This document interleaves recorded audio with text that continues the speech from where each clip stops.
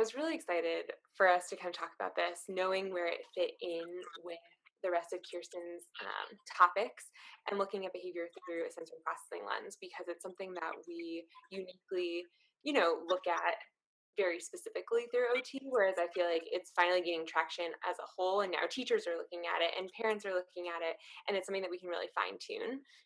It's so powerful when we actually can zoom in on the really specific sensory pieces that we may be able to use in order to help facilitate better behavior and kind of set our kids up for success.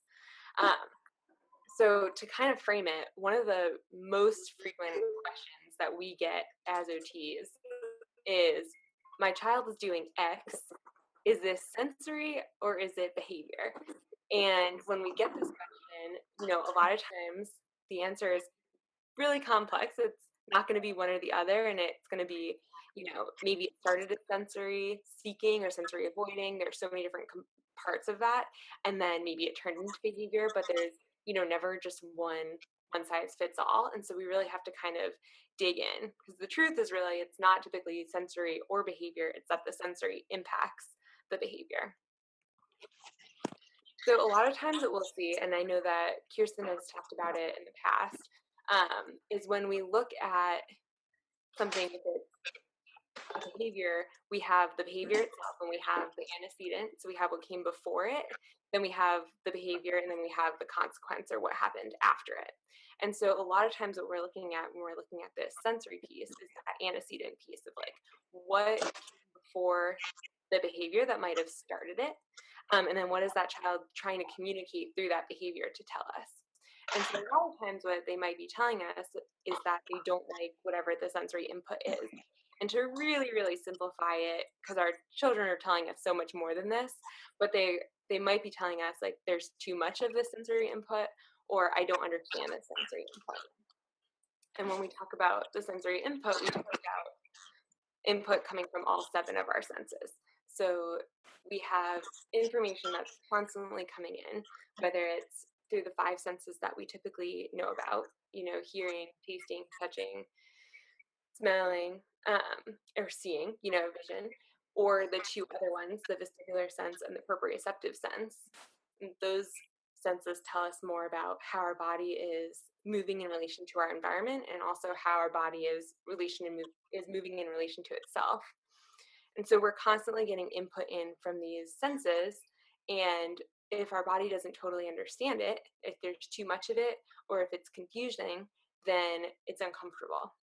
And what we'll often see is that if a kiddo is either overwhelmed by the sensory input or confused by it, is that it'll result in a behavior that might be either avoiding that input, seeking out additional input of a different type, or trying to avoid an activity that's confusing, or trying to get something that's more helpful. And so what we really are trying to do when we're looking at is this behavior potentially impacted by sensory input is to see if a kiddo is trying to communicate something like this. So when we're thinking about the vestibular sense and that movement sense to try and understand how a kiddo or a person is moving through their environment, they might be feeling like, I'm moving too fast. Like, this is too much movement for me and it's overwhelming. Or they might be trying to tell us, I don't feel how my body is moving. And, that doesn't feel good if you can't place yourself within your environment. So what a kiddo might do is they might try to change the way that they're moving. They might refuse to move. And so what we see is the behavioral outcome of their response to that sensory input. Another really common example is a sensory behavior based on that auditory input. So let's take, for example, somebody who might be in school and there's the fire alarm that goes off, and all of a sudden this child is melting down. They might refuse to get up from their seat. They might be yelling or screaming. And we don't know if that kid is telling us, okay, is that sound too loud? Or I don't know what that sound is. And so what we want to do is we want to help either, it's going to change the way that we support that kiddo. If the sound is too loud, we might do something like give an accommodation, like give headphones. If the kiddo is trying to tell us, I don't know what that sound is, then we might just need to give them more warning, right? So it might be something where before the fire alarm goes off, we tell them, oh, okay, in a couple minutes, the sound that, and then describe what it sounds like. That might be a big beep, is going to be accompanied by a light. That's going to be a fire alarm, and that's going to tell us that we need to line up and we need to head outside. So we can give them a little bit of warning. So once we know what that behavior is trying to communicate with us, then we can mitigate that and try and decrease that behavior. It's definitely a piece where we want to make sure that our um, intervention is really looking at what the child is trying to communicate, because we can work on with all of the sensory input in the world, but if the behavior isn't coming from a sensory place, then it's not necessarily going to help. So we want to make sure that we're really kind of piecing this out and really paying attention to what parts of the sensory environment might be impacting the behavior when we're trying to make those solutions. So this is one of my favorite ways to kind of look at this, and one of my favorite images, because I think it's so much of what we feel as adults, but also so much of what our kids feel during the day. So we talk a lot about level of arousal in our clinic, and as a in general. And when we go through our day, everyone, regardless of who we are, goes through these different levels of arousal. So if you look at the bottom, you have this low level of arousal place. Then you have the optimal window of arousal in that middle section, and then you have the high level of arousal or sensory overload. And as we go through our day, we kind of fluctuate through these different areas of arousal. So the important piece here is that sensory input impacts our level of arousal, and our level of arousal impacts behavior.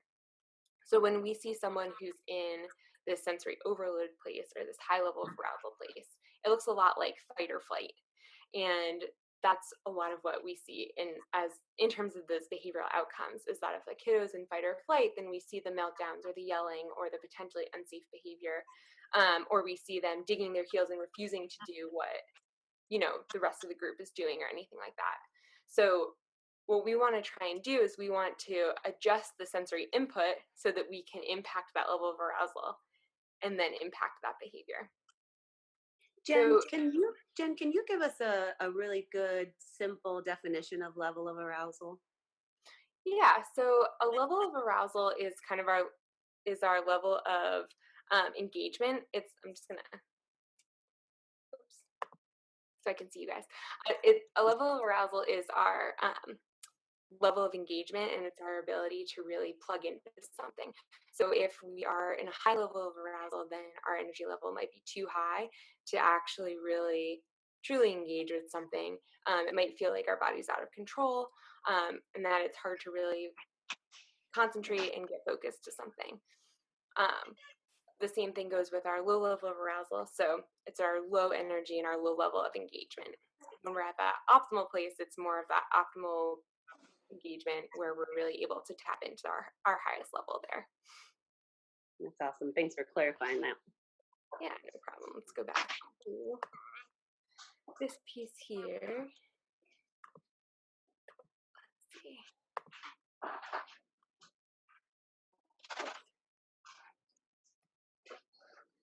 So what we want to think about is kind of where our kiddos are at through the day.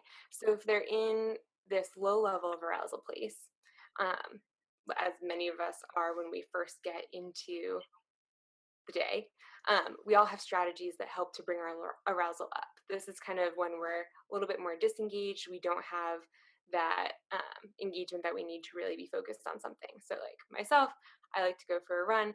Some people take a shower. Some people have their morning routine that builds in, different things. So we all have our own strategies where then we can be able to get ourselves into that optimal window. When we're in that optimal window, why I love this kind of chart is that it shows that we can go up in arousal and down, or up in energy level and down in energy level, but still stay within that optimal window. And that's what our goal is for our kids, right? Because we want our kids to be able to fluctuate up and to fluctuate down regardless of what happens, and stay within that optimal window most of the time. What we see often is that a lot of our kids actually have a really narrow level or optimal window, so that if something happens during the day, whether they have too much sensory input or confusing sensory input, it might send them into that overload place or that high window of arousal. And then all of a sudden, they're not able to access their highest level of skill. So our goal is twofold. Our goal is through therapy to widen that window, that optimal window of arousal, so that kids can fluctuate up and down a little bit more without losing their highest level of skill. But then also getting into, once they do get into that high level of arousal, that sensory overload space, that we can give them tools to bring them back down into the optimal window so that they can re-engage in what they're doing. So when we talk about the behavior piece, what we want to think about is, okay, is my kiddo in that heightened state of arousal when he does most of his behaviors? If so, what can we do to keep him more in that optimal window? Or if he gets into that heightened state of arousal, how can we bring him back down? And, when we talk about strategies, we really want to think about the best way that we can keep kiddos in that optimal window. When we're in that sensory overload place, we are in our fight or flight. We are in, a place where it's really hard for us to focus or concentrate. And that's regardless of if, we're a kiddo or an adult. If we've got stuff going on or if we're typically functioning, it's always hard for us to be able to get down from that sensory overload place and access our highest level of skill again. So our big question is, how do we set our kids up for success by considering that sensory environment, and do this proactively so that we can avoid some of the behaviors? So a big piece about this is that when we're considering the sensory environment and we're considering how sensory input impacts behavior, we are trying to set up our kids for success and, using these strategies to decrease the behaviors before they happen in the first place. So what we want to do is we want to think about it as that antecedent. Sometimes, we're definitely going to have to use some of these sensory strategies after there might be a behavior. But we want to be really careful when we do that, because we want to make sure that we're not using it as a consequence. We want kiddos to know that we're doing X, Y, or Z sensory activity to make their body feel good, not because they did a certain behavior.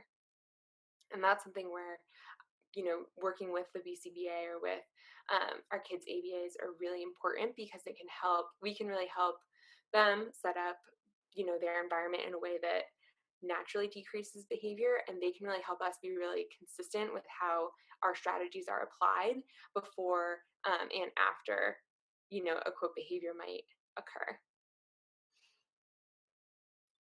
So, one of the things that we want to do is we want to figure out, the very first step is how sensory input impacts a child. So, every person is different. So we have to look at each case individually, and we have to think about what might be the different triggers for each individual kiddo. So we definitely don't have, a math that's like, you have to do this activity 4 times, this activity for 3 minutes, and then spin around 3 times, and you won't have any behaviors anymore, right? So we have to really consider each child and each situation as it is individually. And with that, we also have to take into consideration the child's whole day. So if we look back at this chart, we have across the bottom, we have sensory events over time, right? So our days are structured differently, and we might have different events or different sensory input come into our day as we go. So let's just say that a kiddo might be really sensitive to touch. So in the morning, they have to put on their clothes. And that's the first instance of, touch that might be uncomfortable for them. But it's something that they do every day, and they start kind of at a baseline, low. So they're able to put on their clothes without having any type of behavioral outburst. And then they go to school, and that day at school is finger painting. So then they have to deal with the finger paint, and they do a pretty good job. They're still kind of working in the morning, they're still in the optimal window, their line just went up a little bit. And then it's actually time for recess after that. So then they come back down because that's a good strategy for them to get some more proprioceptive input, and it helps them stay within that optimal level. Then they go back into the classroom and someone bumps them, in a way that was surprising for them, and it brings their level of arousal up. And then they come into the car, and you have to buckle them into the seatbelt for the car seat, and their level of arousal goes up even more. And then they come home, and it's time for them to wash their hands before dinner, and all of a sudden, that's where the meltdown happens. And the kiddo might have washed his hands before lunch, no meltdown there. And yesterday, he might have had to wash his hands before dinner, and there was no meltdown there either. But because of the way that his day was structured, um, the last input that put him up into that high level of arousal place was the washing of his hands right before dinner here. So it's something where we have to consider the cumulative impact of sensory experiences over the day. Because if not, then sometimes it can be really hard to figure out what the pattern is, because that last straw might be something different every day. So, say the same kiddo might have had a really poor night's sleep, so they're already starting in, you know, um, that low level of arousal place, and they're not in a super happy spot. They might have a meltdown a little bit faster, and they might melt down at the finger painting part of their day that day, or whatever it might be. So we really have to consider the arc of a kiddo's day and kind of the cumulative impact of all of those different uh, sensory inputs together. So then what we do once we really look at the patterns, and when we look at the activities for a kiddo's day, what our job is then to do is to change the environment or the activity in order to change that input in order to keep the child in his or her optimal window of arousal. So we can take that same um, that same kiddo, and if we are aware that the tactile input might send him up into that high level of arousal place, we might either change the activity. So we might have him do some heavy work prior, so that he brings his level of arousal more into that optimal window before doing something that might raise it a little bit more. Or we might use other inputs to override and make it more calming to do the same thing. And that's one of the ways we can change the environment. So while every kiddo is different, and they're kind of in their the way that they understand intensity and might respond to different inputs is different.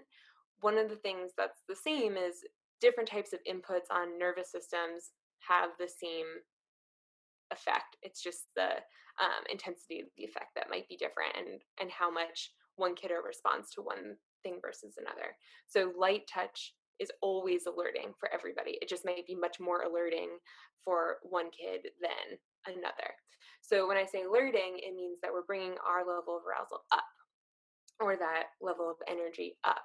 And when we talk about calming input, it brings that level of energy down, or it brings that arousal level down.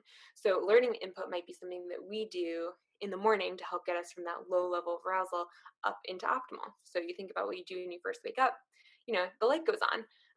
Light touch is a really good example of that. Is the shower is filled with light touch. So that can really help a lot of people wake up.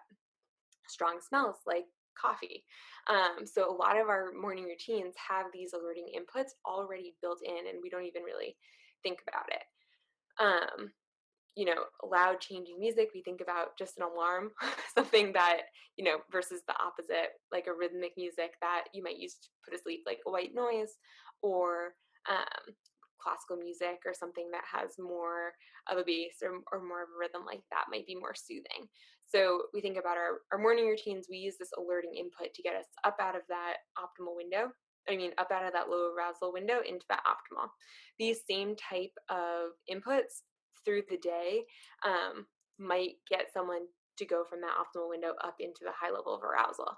So one thing we can do to kind of take someone's arousal down and to get them feeling more calm is we use the calming input. So examples of this would be deep touch pressure. And deep touch pressure is pressure and touch input that you get that's firm. It's the difference between a shower and a bath.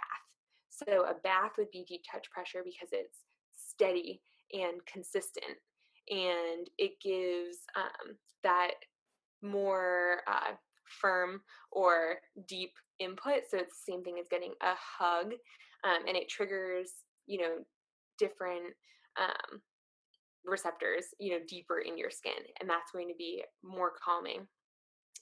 Dimming the lighting.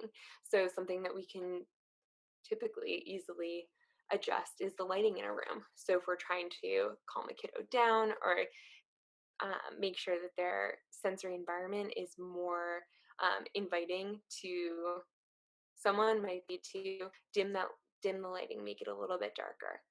Um, Giving proprioceptive input or heavy work. So we kind of glazed over this, but proprioceptive input reflects input that you give to your muscles and your joints. So the proprioceptive system is the system that tells you where you are in relation to yourself. So it tells you how your muscles are arranged in relation to your body. So if I'm going to close my eyes, I can put my hand in this position and match it in this position without even looking. And that's my proprioceptive system telling my body how my muscles are arranged. It's the same system I use when I go to put my hair in a ponytail. I don't need to feel I don't need to look to see when my hands are together behind the back of my head or where the back of my head is. I just know. Or if you're sitting on the table and or on the chair, and you go to lift your leg up and cross your leg, then you don't have to look to see how high to lift one leg up to put it on the other. You just know. And that's that proprioceptive system giving you information about how your body, muscles, and joints are arranged. So that proprioceptive system is also calming. So universally, that input to our muscles and our joints is going to feel really good. And that's something that when we think about that chart of level of arousal, that's going to help people bring their level of arousal down. So examples of proprioceptive input or heavy work might be, yoga poses or wall push-ups, or, we might have our kids do functional things like pull the laundry basket around and push it, towards where the laundry machine is. We might have kiddos in school put the chairs up on top of the desk at the end of the day to give them some proprioceptive input, or carry their backpack around between classes, even if that might be helpful. Um, there's lots of ways to build in proprioceptive input throughout the day so that it can give consistent kind of deposits to keep that energy level or that arousal in the optimal window. Rhythmic movement is extremely calming. So if we think about the alerting piece of unpredictable movement versus rhythmic movement, we think about how somebody really just needs to be able to predict what's happening next and be able to anticipate it. And then that's going to help them settle into it. So rhythmic movement might be, rocking in a rocking chair. It might be swinging on a swing. It might be a kiddo who might rock in their own chair, trying to get that calming movement for them. So something that's predictable and something that goes in a way, maybe with music, that can also help with that rhythmicity piece. Versus, so if I was at the clinic and I had a kiddo on a swing, I might go back and forth and back and forth, and I might sing to that same beat so that they could feel that rhythm, and that's going to be really calming to them. The second I stop the swing and change that rhythm movement, that's going to be alerting. So if I'm trying to bring a kid up in level of arousal, instead of going back and forth, I'm going to go back and forth and stop, and then side to side and stop, and then maybe swing them and stop. And so they are getting a lot of this diverse input, this unpredictable alerting input, and that's going to raise their level of arousal. So it's really just play with the type of movement to either alert or to calm. Then the last piece is the music piece, which we talked a little bit about, but really just think about the difference between the playlist that you play when you're doing work, or the one that you play when you're going to go for a run or go to another workout, because it's so connected to the way that we change our level of arousal. I mean, music is so powerful on an emotional level, but also just on our whole drive and the way that we move our body to the rhythm. There's a lot of cool research about that, and so it's a really powerful way for us to change our level of arousal by selecting the right music for what we need it to do. So those were ways that we can change the sensory environment. But there's also ways that we can change the activities that we're having our kids do in order to set them up for success. So if a kiddo might um, show behaviors because they are having difficulty navigating their sensory the activity piece, and maybe that comes from a sensory perspective. Some ways that we can help them is by adding structure. So we might make a checklist. We might define the start and the middle and the end of the activity. So again, this is making it more predictable so that they know what's going to happen, and that's going to help them manage that sensory environment as well. So checklist might go through different parts of a routine. So if you're getting ready in the morning and trying to avoid behaviors that might arise if a kiddo doesn't know what's happening next from a praxis perspective, we might make a checklist to help them out with that. We might make a checklist within a writing exercise just so that they know when they're almost done. So, first I have to make my graphic organizer, then I write my 3 sentences, then I have to edit for punctuation, and then they know the 3 steps, and then it's very clear with them for them what they have to do, and that plays into that define the start, the middle, and the end. A lot of our kiddos demonstrate behaviors when they're not quite sure what the bounds of the activity are because they're concerned they might be doing the activity forever and ever and ever. And for them, 10 minutes is the same as a week. So when we define the start and the middle and the end, we're helping them know this is how I know what the activity looks like. This is how I know how to get it started. This is what I'm going to have to do. And then this is how I know when it's over. And we can do that when we're doing those games. And Jen, I had a quick question. Mhm. How have you been kind of talking with parents about this structure piece, especially over the summer when we don't have a lot of structure with camps and no more school Zoom calls and all that? Just what kind of advice might you have for the group? Yeah, for sure. So depending on the kiddo, some kiddos do super well with things like time that super well with checklists and schedules with times, but I would say most kids it just adds too much and it's too much pressure for the family. So the way that I've really been kind of working with my families for it and really trying to push would be make a routine and make a more broad checklist. So instead of saying that you're going to go for a walk, just say you're going to do outside time. Because if you say you're going to go for a walk, then you might be getting yourself into something that might be too long or too short. Um, Maybe you don't feel like going for a walk today as a parent, which is totally fine, but you can go outside. So leave yourself some wiggle room in your checklists and in your schedules, because then when you actually get to the activity, then you can add more structure to that as well. So make a checklist for those things. Have ones that you use for activities that you'll do every day that you can reuse, to help structure that and use it as a tool to make your life easier. So if if you're a parent and you want your child to be able to get themselves ready in the morning by themselves without you doing that, then what are the things they need to do? And start there. You don't need a checklist for everything, but really use them as a tool so that if it's making your life easier, if you're trying to get some work done or if you're trying to get yourself ready, you know, use a checklist during those times. But don't feel pressure that you have to make them for all the time.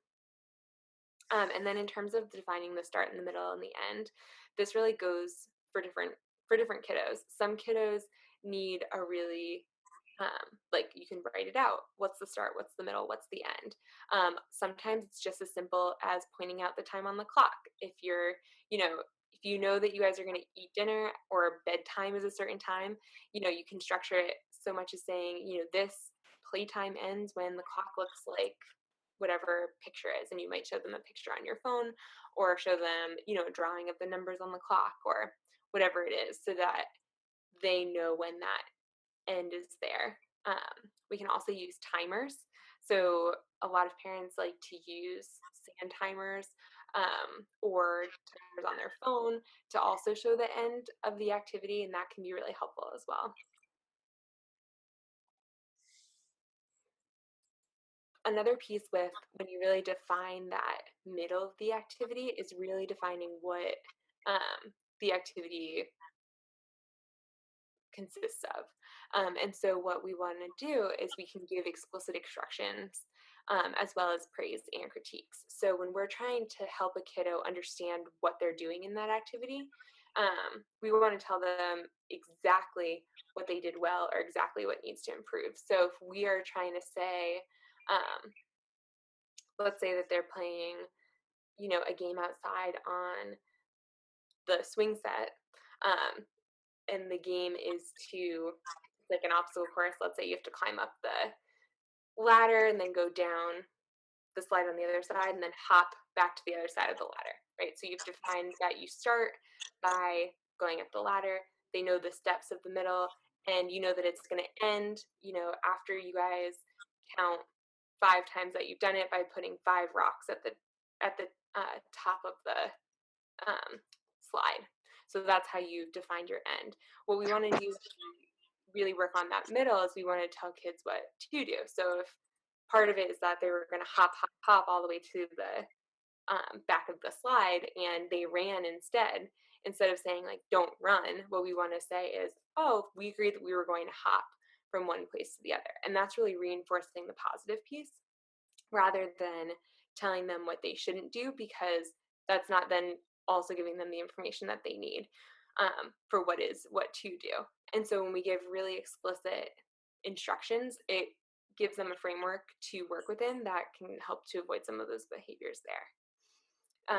Another thing we can do, instead of saying like great job, really work on saying great job hopping with 2 feet, or wow, I'm so impressed with how fast you went up the ladder. So we're giving that really specific feedback so that they know what they did well, and they're more likely to repeat it at that point because you're drawing awareness to their body. And what we see a lot of times from our kiddos who have difficulty with that sensory input is they might not know what their body is doing. And so by telling them what to do with it and then giving them really specific feedback, you're really giving them more information about their body awareness.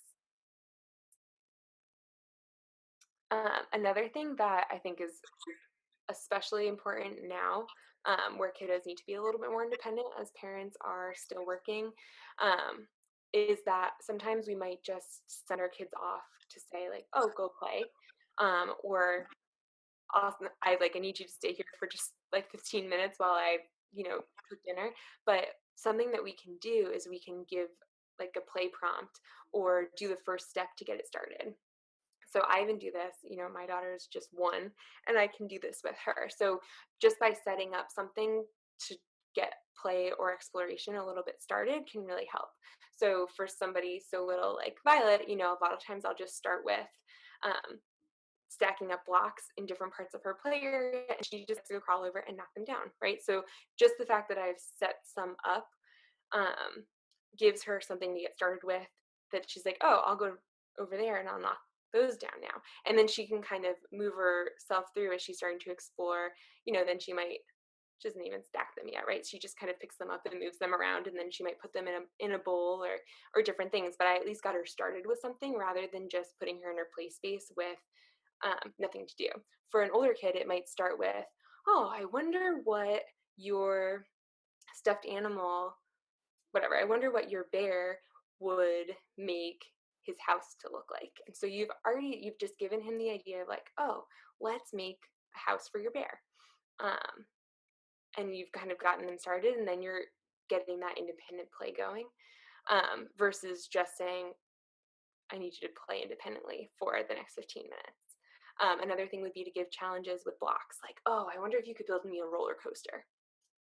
Okay, so then they have a goal. So you've outlined what that goal is, and you can give them a start, and so then that can help add structure for a little bit, and give them a direction to go, but still helps them build that independent play skill.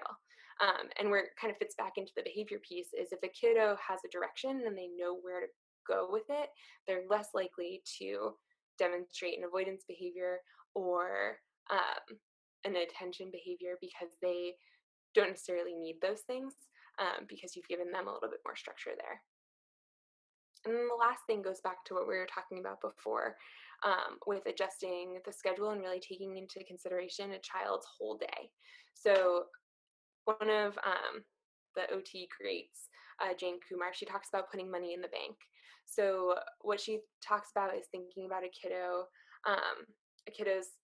level of arousal, like their bank account, and thinking about sensory input as deposits or withdrawals. So if you think about during the day, kiddos' experiences are either putting money in the bank, they're making deposits, and that's helping them stay organized, or you're taking withdrawals. These are sensory experiences that are taxing for them, and you're taking that money out. And if you don't have enough money in the bank when you go to withdrawal, or you have something that is, really challenging for the kiddo, then you see a meltdown or you see the behavior.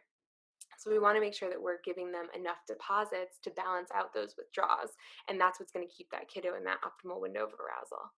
So when we go back to thinking, how can I set up the environment so that I'm giving my kiddos deposits? What types of activities and sensory experiences deposit money in my kids' bank so that they stay in that optimal window, even when I have to withdraw out that money by doing something more challenging. And at the same time, by structuring the activities and making them a little bit easier, then you're withdrawing less money there too. So thinking about it over the course of the day, you know, and just thinking, oh, did I help my kiddo? Did I facilitate enough deposits for, this thing that might be a bigger withdrawal? And for different kiddos, different activities and different experiences are going to be either more or less of a deposit or a withdrawal. And that's where we really have to take in each kiddo's specific profile and specific like sensory needs into consideration. So one ways that we can kind of figure this out is we want to ask ourselves questions. This is the type of question I ask the parents that I work with, because parents are the experts on their child, right? They see their kid in every type of environment and doing so many more activities than I do. So I need to ask these questions. So like what activities consistently go well for my child? So what types of things go well that might be motivating, that might be a confidence builder, that might make them be the most comfortable? When does my child seem the most comfortable? How can we take that information from where we know they feel good to replicate that environment if we can, if they need it? And then what are the activities that are consistently difficult for my child?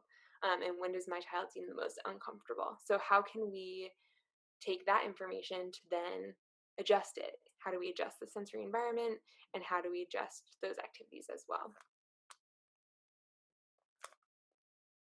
So I have a couple of questions here. I'd love to open it up.